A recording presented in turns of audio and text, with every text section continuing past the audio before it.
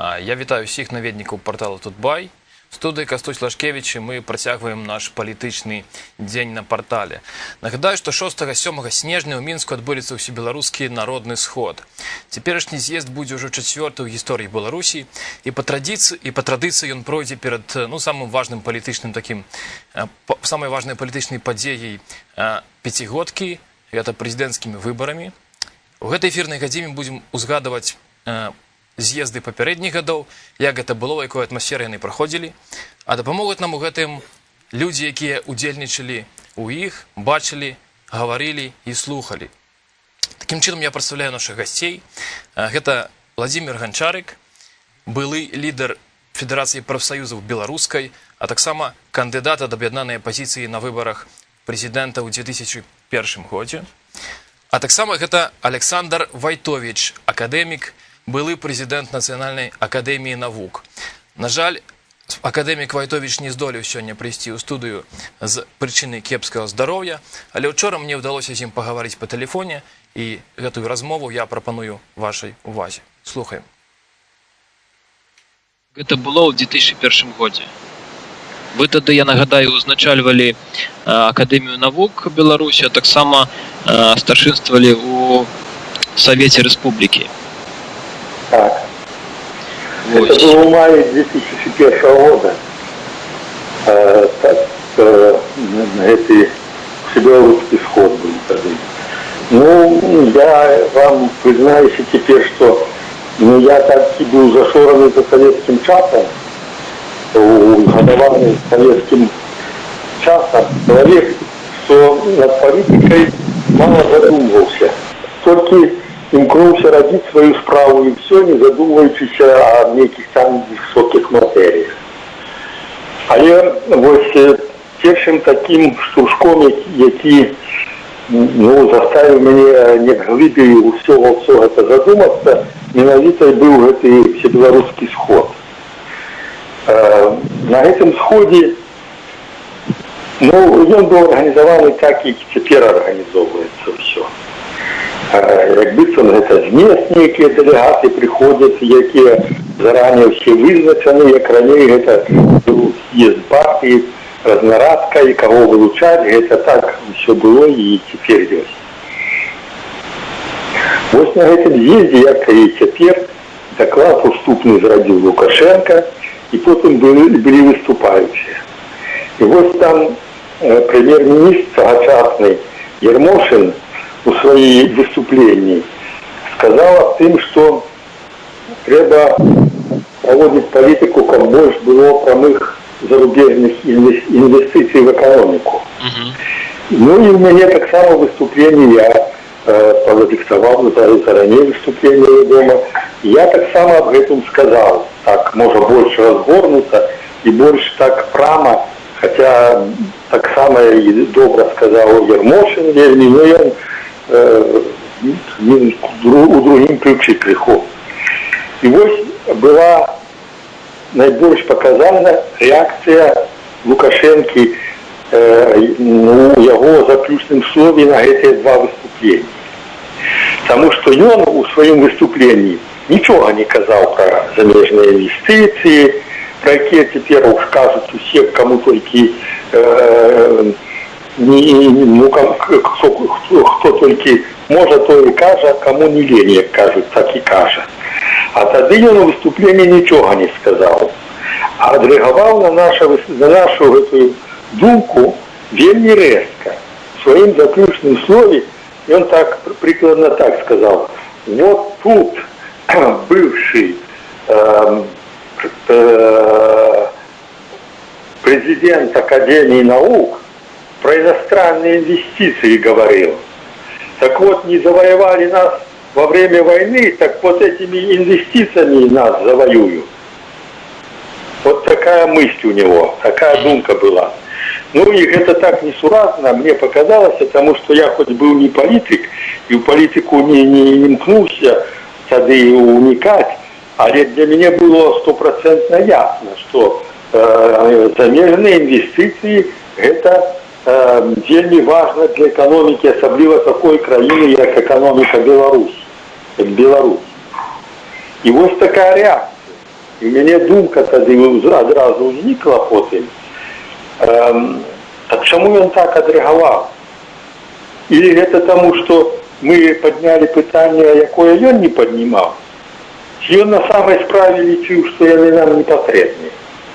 Калі ён лічыў, што гэта не патрэбныя інвестыцыі, то які ж узровень быў у першай асобы дзяржавы, каб такое думаць?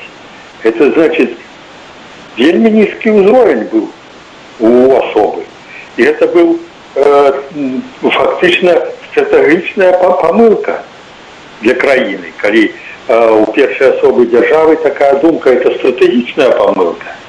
Ну а калі гэта была причиной то, что не лезьте, хлопцы, не паперод бацькі, вот я не казала, вы сказали, тады для чаго зусім збіраць тогда гэты сход? Если вы, як быццам, усім кажаце, што мы збіраем, каб пачуць тое, што людзі скажуць. Ну, большасць людзей, яна выступае з прапановамі з нейкімі са свайго ўзроўню, там, з ўзроўні там калгаса, з ўзроўні раёна, з ўзроўня вобласці, магчыма. А тут два чалавекі выступілі з ўзроўня рэспубліканскага. Ну, может, яшчэ хто там выступіў з ўзроўня рэспубліканскага. Так калі збіраецца сход, каб слухаць прапанову з места, хаця я ўпэўнены, што намнога лепей гэта зрабіць без схода. Так калі для гэтага збіраецца сход, то чаго ж упікаць людзей за тое, што яны паднялі такое пытанне? Александр Павлович, ага. А скажите, аб чым людзі казалі і размаўлялі ўвогуле ў кулуарах? Бо тое, што агучваецца з трыбунаў, гэта зразумела, гэта пазіцыя. А аб чым людзі казалі, ну, паміж сабой? Ну, там у кулуарах ні аб чым не казалі. У таких, аб чым казалі в кулуарах, скажите, партыйных з'ездаў. Ну, вот аб тым і у кулуарах гэтага з'езду кажуць. Все накіравана на тое, што зверху скажуць. Вот і все, а выйшлі з зала і забылі. Ніхто не абмяркоўвае таго, што там гаварылася. Як людзі выйшлі з зала, то абмяркоўваюць зусім другія пытанні.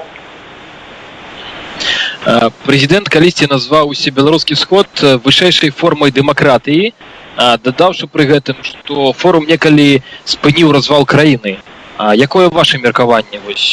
Это ніякага дачынення не мае к развалу ці к спыненню развала. Это просто придуманая форма, якую Лукашенко кожны раз выкарыстоўвае перед чарговымі выбарамі. Вот і все.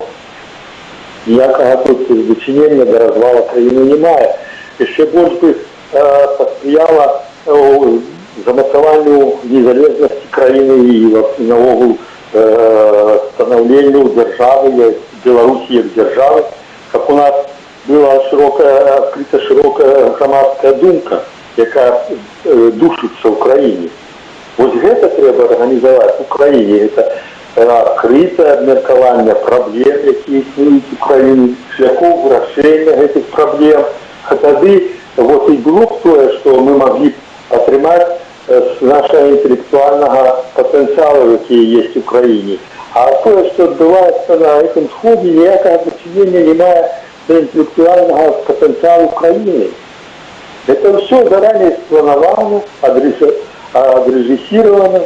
Ну, когда теперь на эту Академию наук, теперь, когда человек выходит на трибуну и хочет сказать что-то такое, что, ну, важное для краины, але, как говорится, ну, не то, что обещается важным верхами Украины, то его могут спылить и сказать, вы не патриот.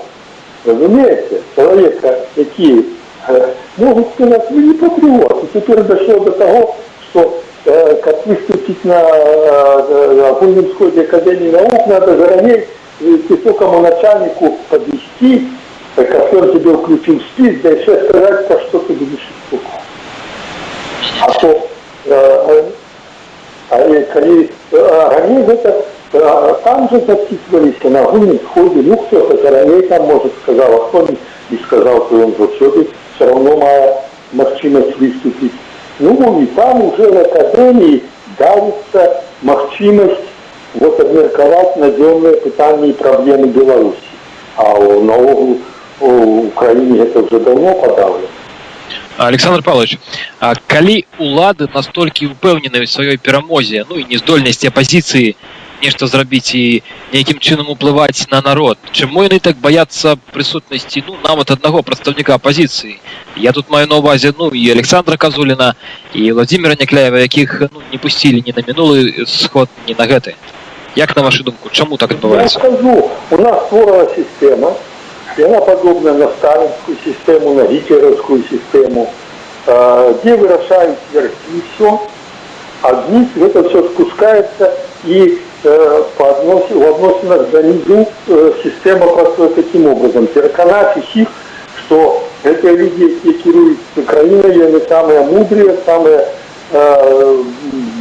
наибольше клопотаться в краине, и больше никого нема. Разумеется, теперь уже 21 век, а не середина 20 века. Тому и будуется эта система крыху другим чином, чем это Сталин и Гитлер будовал. Теперь вот треба некую родить, ну, как бы, скажем, гульню, то, что есть некая демократия, думки другие. Поэтому, как бы, у нас партии есть. Ну, вы знаете, эти партии загнаны в гетто. И они ничего не могут впливать на життя в Беларуси. Виборів, по сутності, нема ніяких. Але влада боїться. Їй треба, от такі влади, вони хочуть демонструвати завсюди такі системи, завсюди хочуть демонструвати единство народа і партії, як раніше казали. І тому не допускається ніяка думка, яка не співпадає з думкою улады. Вот я вам приклад привел с 2001 года. Вот не допускается. Она вельми корыстная для краины, не потребная вельми, але она не допускается, потому что, бачишь, как отрывливается, что место оказался ты, разумеющий за кого-то. Хотя вы же ведаете, что таким чином и питания нельзя ставить, не потребно ставить. Что сила как раз в интеллектуальном потенциале, а не в одном человеку. Вот я не боятся этого, как мне не учила ничего, что не прошло по владу. А вообще там другие думки будут выказаны, а может еще на какие помылки скажут, об каких помылках. Вот это я не боятся. Это, я бы сказал, особливость таких систем.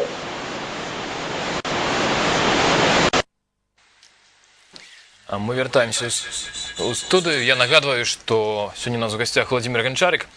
Спадар Владимир, Александр Ватович рассказывал про всебелорусский сход 2001 года.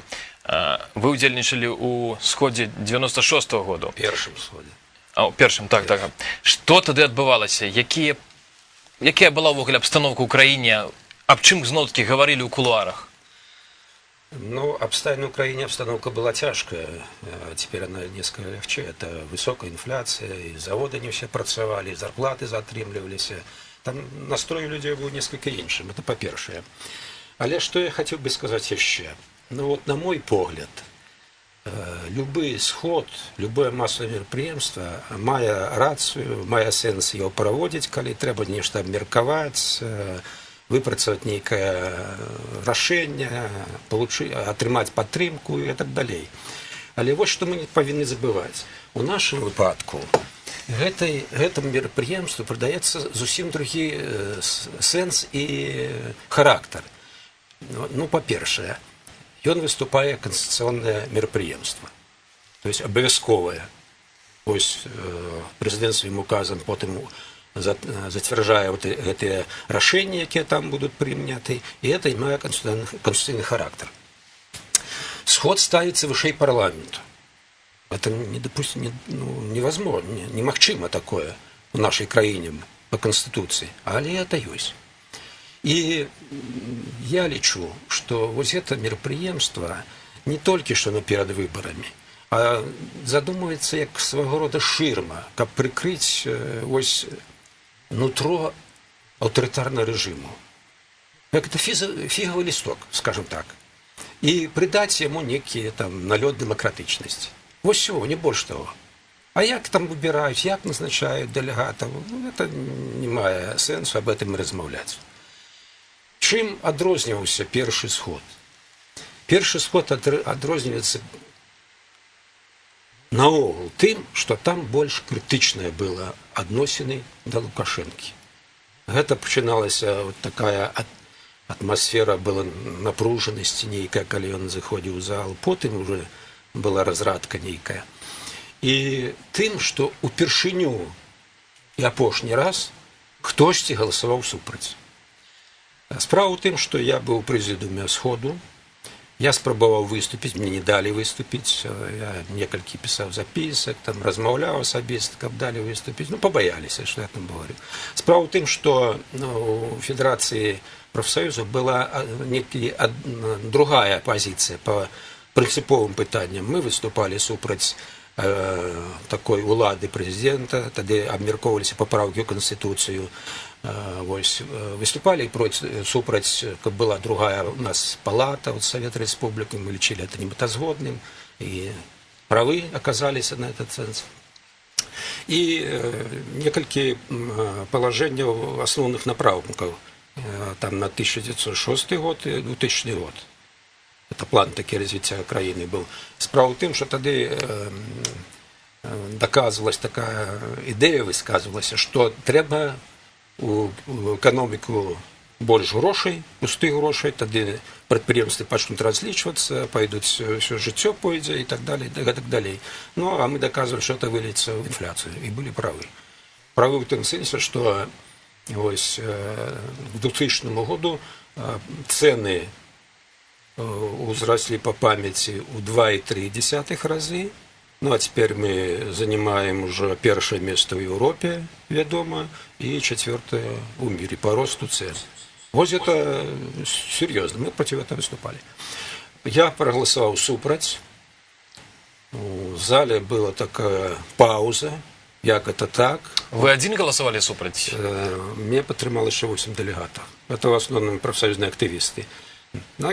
Пачаліся нейкія выкрыкі з залу, я вымушаны быў дастаць мандат і падняць другі раз руку, адказаць сваю пазіцыю.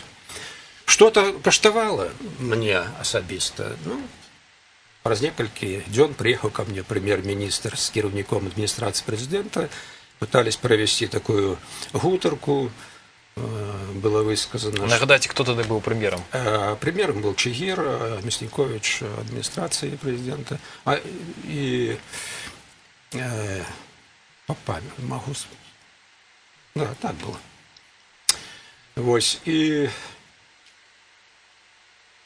была высказана такая думка, что я рано пачал президентскую кампанию, хотя в тым часе я не думал об этом.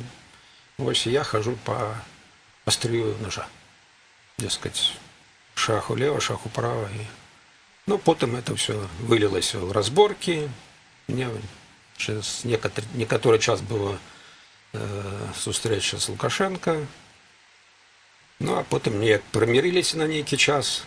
Але калі мы пачалі больш актыўна выступаць супраць сацыяльнай палітыкі эканамічнай, якая вялася ў той час, ось, зноў пачаліся разборкі з Федэрацыяй прафсаюзаў. Закрывалі нашы рахункі і так далее, і так далее. І так далей. Вось это мне запомніўся той сход. Это быў сход упершыню, калі некалькі асоб выказалі тое, што думалі многія. Ну, як сказал спадар Вайтович, у 2001 году это уже не было? Не было этого. И вы тогда уже занимали такую позицию абсолютно вызначенную, оппозиционную до уладов. Что подштурхнуло вас зрабіць гэты рашучы крок? У конце 2000 года, перед чарговым съездом Федерации профсоюзов, меня запросил кіраўнік адміністрацыі прэзідэнта і выказаў ад імя прэзідэнта такую прапанову. Вы павінны сысці, на з'ездзе заявіць аб адстаўцы. Перад гэтым вы павінны дапамагчы сваімі рукамі, каб сышлі з пасад кіраўнікі раду галіновых прафсаюзаў, якія былі апазіцыйныя. Это Бухвостов, Ярошук, еще некоторые. Вось. І тады мы вам дадзім добрую пасаду, вы будете працаваць, і все будзе добра. Я отказаўся. Ну, во-первых, я не верыў гэтым абяцанням, а по-другое, я не мог поступить вот, по адносінам своих товарищей таким чином. Это было расценено як демарш, незгода, вось, и после этого все пачалося больше. Я был вымушаны тады прыняць прапанову, вось, и вылучыцца кандидатам у прэзідэнта Рэспублікі Беларусь.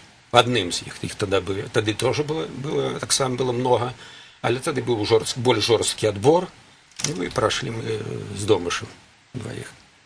Потым, всем вядома, мы дамовіліся, і я ўжо выступаю як адзіны ад шырокай грамадзянскай кааліцыі.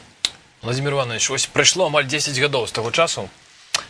Што з таго вамі сёння бачыцца інакш? Што б вы сёння зрабілі, ну, у іншым рэчышчы? Якія былі памылкі? Памылкі тыя, якія сёння, на жаль, паўтараюцца. Ну, по-першае, мы не змаглі, это галоўнае, мы не змаглі паставіць перашкодзіць фальсіфікацыі выбараў. Ну, вось я прывяду такі прыклад. За месяц да выбараў у мяне по розным сацыялагічным даследаванням быў рэйтынг больш 28%. Мне напісана 15%. У Лукашэнкі быў 46%, яму напісалі там за 70 і больш. І он потым і атрымліваў эту лігу, і только большее. Вось это першае. И я лечу, что не только вот это терминовое голосование там и другие, где фальсификуются на уровне участковой комиссии, потребно вернуться до попередней конституционной нормы, как президент был ограничен 2 президентскими терминами. Только. Тогда у него не будет такой магчимости постоянно фальсификовать выборы. Вот это первое. Это не было сделано, на жаль. По-другое, вельмі шмат часу вот, пайшло на ўсе эти на то, каб дамовіцца, каб ідці адной камандай, каб былі сілы у кулаку, і фінансавыя рэсурсы, і актывісты, людскія і так далее. Вот это не было зроблена. Што не зроблена і цяпер? Тады былі более жорсткія умовы. Тады і сабраць 100 000 подпісаў это была вельмі цяжкая справа. Вельмі. Вот, і особы, якія тады Чигир, і Ярошук, і другие люди вядомыя, і то не могли это зрабіць. Цяпер же тыя, якіх і просвішча не на слуху змаглі, вот эти 100 000. Поэтому вот я лічу, это такие принциповые помилки. Вяртаючыся да ўсебеларускага сходу, на кожным з іх абмяркоўваецца праграма на наступную пяцігодку. Агучваецца эта праграма, яна ухваляецца, потым яна рэалізуецца. Наколькі это ўвогуле лагічна напярэдадні выбараў прымаць праграму на новую пяцігодку? Ну, это пропагандистский, Спадар Вайтович прав, это пропагандистский шаг, конечно. Тут зразумела все. Ніякага сэнсу в этом нема. Ось, ну, это получить вот падтрымку. Вось видите, яны теперь вот державные сродки массовой информации будут говорить, что у оппонентов Лукашенко нема никаких программ, это все вода там, и другое, а ось он пропановывает эту программу.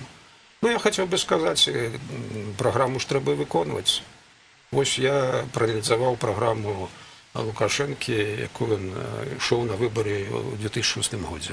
3 прынцыпоўныя моманты. Мы, грамадзяне краіны Беларусь, будут жить ось к этому году, як в Европе. Не только по зарплатах, а по доступному жилью, по медицинскому обслуговыванию и так далее. Это дословно. Другая позиция. У нас будет вдвое дешевее жилье. И третье. У нас инфляция будет не выше 5%. Сравните. Сравним. Поравнаем. Сколько? В 2 раза выше инфляция. Жилье не подешевело. Ну, а про ўзровень жыцця по зарплатам, по оплате працы, по пенсиям мы не только там с развитыми краинами Европы, а с той же Польшей не можем равняться. И больше того, у нас были пенсии больше высокие, чем у России. Теперь Россия нас обогнала, и значно обогнала. Вот вам отказ на цену этих решений. Як бы их не добрались на яким там шматликим форуме и пропагандистской этой шумихи вокруг этих. Я хочу повторить вам питання, яке задав академіку Войтовичу. Чому улады бояться? Вось сярод делегатов будет 2000 человек. Чому улады бояться пустить туды хотя б одного человека? Погляд такого адрозніваецца ад гэтай большасці. Справа в тым, што, па-першае, баяцца правды, альтэрнатыўнай думкі, а па-другое, вось то, што няма доступу к дзяржаўным телеканалам, яно будзе выглядзець як цуда какое, вообще нейкае. Люди будуць все слухаць і глядзець. Это бояться. А потом, вот мой товарищ один говорит, все-то, он так говорит, глупство это все, одневодство. Чего там бояться? Хай бы то и Некляев выступил. Я, правда, не разумел, что он туда идет, там нема сторонников, там будут и кричать, и что хочешь, и захлопывать, и всякое было. Але это, выступил бы человек, сказал. Сколько там 10 хвилин можно сказать? Сказал бы, что урад антинародный, там, улада.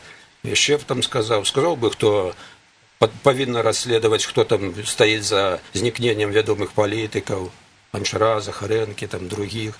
Где гроши от продажи зброи, там, и другие. Чему коррупция такая в Украине? Так что это люди не ведают? Ведают. Еще раз послухали. Ну, а коль ты не сгоден, дали бы другому, осудили бы там бы. Вот давали же в свое время Ельцину выступить, хоть и говорил Лихачев, что Борис, ты не прав. Сказали бы, что Володя, ты не правы, Владимир, ты не правы, Некляеву. Вот и все. Калі б сёння правесці сход, хаця б фармату 96-го году, дзе хаця б, прысутнічала нейкае альтэрнатыўнае меркаванне, наколькі гэта магло паўплываць на думку людзей, на грамадскае меркаванне? Ці не марозніца? Я вельмі спадзяюся, што ў нас все больш будзе людзей, якія задумваюцца над тым, што адбываецца ў краіне. Што адбываецца ў краіне. Я скажу две речи. Першае. Вось калі гаворыць, што Лукашенко, дзякуй яму за тое, што ён сохраніў у нас незалежность краины, я задаю питание. Президент гарант Конституции? Гарант. Там записано, что он принимает меры по обороне незалежности, суверенитету и так далее. Задаемся питанием. Коли он не робит этого, он что? Он продает национальный интерес. Он здрадником становится. Так что, не разумеет Лукашенко? Конечно. Так за что дякуй? В экономице. Вот заховал экономику, не дал рухнуть. Так. Але я уже приводил приклади, во что это обошлось. Яка инфляция, какие цены у нас, чего они растут. Так справа у тым, что он робит свою работу, повинен робить. А ось дрэнна он робить, может быть, магчыма, хтось зрабіў бы лепш это. Вось у чым справа. Он же не дурный человек. И он разумеет, что коли б он допустил крах экономики, он бы не был президентом. На площади было бы не 4000, а может 400 тысяч, или по крайней мере 100 тысяч, как вышло в 90-х годах. Там. Вот что отбылось. И он это разумеет. Поэтому он... И коли говорит, что не было партии слабо, там оппозиция не такая, да не было бы этой оппозиции, чтоб хуже было. Руки были развязаны. Глядите, что тебе робится? Повинны что-то робить, влада. Вот в чем справа. Поэтому я лечу, что людей, повторю, людей это повинно, и я вельми верю, что людей такие разумеют, чему треба менять уладу, не только потому, что дрянный там Лукашенко, потому что вот эта политика, она ведет до застоя. И эта стабильность, это застой. Вот что я могу сказать. На пачатку 2000-х даволі распаўсюджанай была такая ідэя стварыць нейкую альтэрнатыву гэтаму афіцыйнаму всенароднаму сходу. Нічога не атрымалася ўрэшце. Увогуле, гэта ідэя она мае пад сабой. А якую альтэрнатыву? Стварыць альтэрнатыўны сход. Это Ведаеце, я паўтарусь, што любы сход, любое мерапрыемства мае сэнс, калі ў ім ёсць якая патрэба. Напэўна, праводзілі форумы, і я лічу, то, што трэба абмяркоўваць, але трэба даваць больш, тады работы такой павінна быць раз'ясняльнай, для чаго это, з якой мэтай это робіцца. А просто сабрацца, даже калі 1000 чалавек сабярэцца і пагаворыць, што ніхто і ведаць не будзе. Поэтому доступ павінен быць да сродкаў масавай інфармацыі. Калі я по беларускаму тэлебачанню слухаю, што гавораць у альтэрнатыўных кандыдатаў, там столькі магчымасцей, там і вось і інтэрнэт, там і ўсё ў них ёсць, і вось все там можна рабіць. Ну так чого вы боитесь? Допустите, чтобы столько же было и на державных сродках массовой информации. Не только что они дрянные, там, что их они там никчемные и другие. Нехай люди покажут. По крайней мере, есть кандидаты, которые показывают свою дурость. Ну и пусть нехай там за 7 минут что-то скажут. Не все ж дурные люди. Паколькі час наш сканчаецца, я хацеў бы задаць такое апошняе пытанне. Калі все-таки параўнаць сітуацыю палітычную ў 96-м годзе і цяперашнюю, і вось гэтыя два сходы, той сход, я нагадаю, быў перад рэферэндумам і гэты перад выбарамі.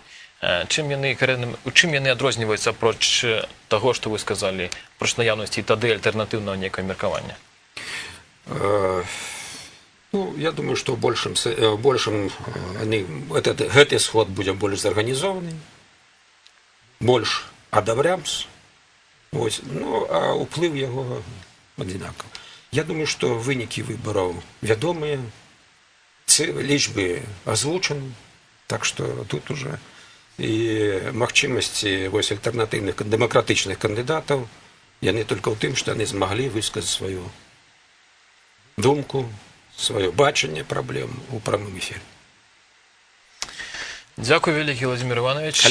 Я хочу нагадаць, што сёння на Тутбай мы абмяркоўваем палітычны дзень, і госцем гэтай гадзіны быў Владзімір Ганчарык, былы лідар Федэрацыі прафсаюзаў беларускай і кандыдат ад аб'яднанай апазіцыі на выбарах прэзідэнта 2001 года. Дзякуй вам за тое, што прыйшлі да нас, і заставайцеся тут. Палітычны дзень на Тутбай працягваецца.